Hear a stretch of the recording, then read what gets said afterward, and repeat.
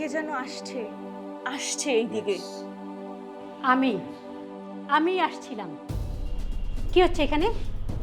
হ্যাঁ, আর এই যে আপনার লেখাপড়ায় ব্যাঘাত ঘটবে বলে আমি আমার ঘর সংসারের কাজ আপনাকে বলি না।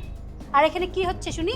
চাচি চাচি ওকে বকা দিচ্ছ কেন? ওর কোনো দোষ নেই, ওকে তো আমি নিজে ডেকে এনেছি। এই যে আমার স্ক্রিপ্ট আছে না, এখানে একটা সিন লিখেছি, এটার একটা ডায়লগ ওকে দিয়ে বলা ছিল, অ্যাক্টিং করাছিলাম, তাই না? হ্যাঁ হ্যাঁ, সেটা তো আমি দেখতেই পাচ্ছি। একজন মস্ত বড় ডিরেক্টর হচ্ছেন, আর আপনি কি হবেন? নায়িকা? এক কাজ কর, এই বাড়িতে না নায়কের অভাব, একটা নায়ক বানায় ফেলে। বয় বয়, ওর একটা হেল্প লাগবে। কি হেল্প ভাইয়া? পড়াশোনা আছে আমার। আরে ধুর, একদিন পড়াশোনা না করলে কি তোর এত বড় ক্ষতি হয়ে যাবে? আমি কবির, 2 দিন পর আমি বড় একজন ডিরেক্টর হব এবং আমার ফিল্মগুলো ইন্টারন্যাশনাল ফিল্ম ফেস্টিভ্যালে দেখানো হবে। হ্যাঁ, তখন অ্যাওয়ার্ড আসবে বাসায়, তখন বুঝবি আমি কে। আজকে কান্স থেকে আসবে, কালকে টরন্টো থেকে আসবে, তারপর তারপর থামো ভাইয়া। তখন এই ভাইকে নিয়ে তুই প্রাউড ফিল করবি, ঠিক আছে? সবাইকে বলবি এই যে দেখো কবির বড় ডিরেক্টর, কে? আমার ভাই। তুমি যে আমার ভাই, এটা বলতে আমার এখনো কোনো অসুবিধা নাই। আরে তখন এই ব্যাপারটা তো আলাদা হবে। তখন আমার পেপার পত্রিকায় ছবি ছাপানো হবে, টেলিভিশনে আমার ইন্টারভিউ যাবে, সব দিকে আমার নাম আর নাম। আর তখন তোমার বান্ধবীদেরকে তুমি খুব প্রাউডলি বলবে, বুঝছো? তখন দেখা যাবে। এখন আমাকে কি করতে হবে তাই বলো। আরে ধুর, এখনকার জেনারেশনের ছেলে মেয়ে দেখি খুবই অস্থির। শোন না কি বলতে চাচ্ছি, আমি না আমি একটা গল্প লিখছি, বুঝছিস? এখন কি আমাকে গল্প শুনতে হবে নাকি?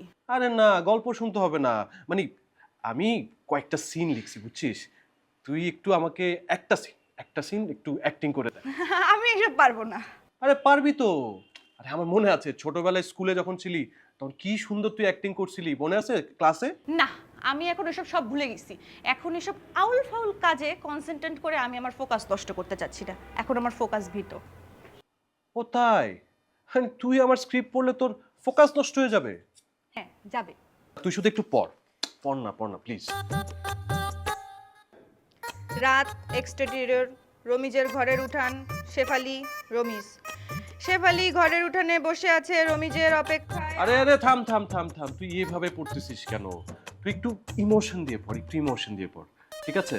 আবার ভাই, আমি পারবো না। আরে তুই রাগ করতেছিস কেন? তুই কি ক্লাসের বই পড়তেছিস নাকি? হ্যাঁ, তুই একটু ফিল নিয়ে পড় না। এই যে এখান থেকে পড় না, পড় না পড়। Yes. শেফালি ঘরের দিকে।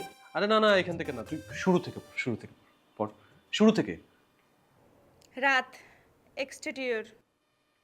আচ্ছা, তোর এখান থেকে পড়তে হবে না, তুই এখান থেকে পড়, এখান থেকে পড়লে হবে। শেফালি ঘরের উঠানে বসে আছে ইয়েস। রমিজের অপেক্ষায়। আজ তার ঢাকা থেকে বাড়ি ফেরার কথা, কিন্তু এখনো ফেরেনি। অনেক রাত হয়ে গেছে। দূর থেকে একটি অবয়ব দেখা যাচ্ছে। কে যেন আসছে এইদিকে। আমি আসছিলাম। কি হচ্ছে এখানে? হ্যাঁ, আর এই যে আপনার লেখাপড়ায় ব্যাঘাত ঘটবে বলে আমি আমার ঘর সংসারের কাজ আপনাকে বলি না। আর এখানে কি হচ্ছে শুনি? চাচি ওকে বকা দিচ্ছ কেন? ওর কোনো দোষ নেই, ওকে তো আমি নিজে ডেকে এনেছি। এই যে আমার স্ক্রিপ্ট আছে না, এখানে একটা সিন লিখেছি, এটার একটা ডায়লগ ওকে দিয়ে বলা ছিল, অ্যাক্টিং করাছিলাম, তাই না? হ্যাঁ হ্যাঁ, সেটা তো আমি দেখতেই পাচ্ছি। একজন মস্ত বড় ডিরেক্টর হচ্ছেন, আর আপনি কি হবেন? নায়িকা? এক কাজ কর, এই বাড়িতে না নায়কের অভাব, একটা নায়ক বানায় ফেলে। আমি আগেই বলছিলাম, গেলাম।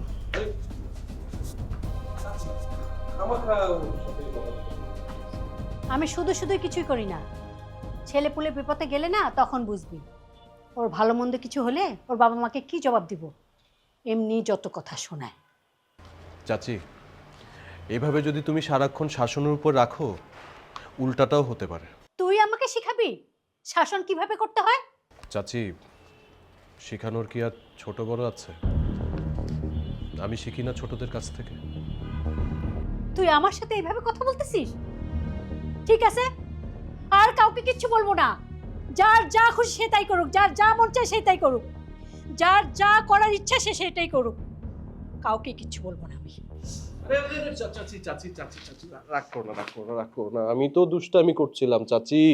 তুমি তো আমাদের মায়ের মতো, তুমি যাকে ইচ্ছা যেভাবে ইচ্ছা সেভাবে শাসন করো। আম সরি, আম সরি, আম সরি, আম সরি, এই যে ধরো, এই যে দেখো, কান ধরলো, কান ধরলো, কান ধরলো। ছাড়, হইছে। এখন যা, ফ্রেশ হয়ে খাওয়া দাওয়া করে শুয়ে পড়। আর শোন, জি। আমি কাকে কিভাবে শাসন করব, কিভাবে বলবো, সেটা আমার ব্যাপার। কোনো কথা বলবি না।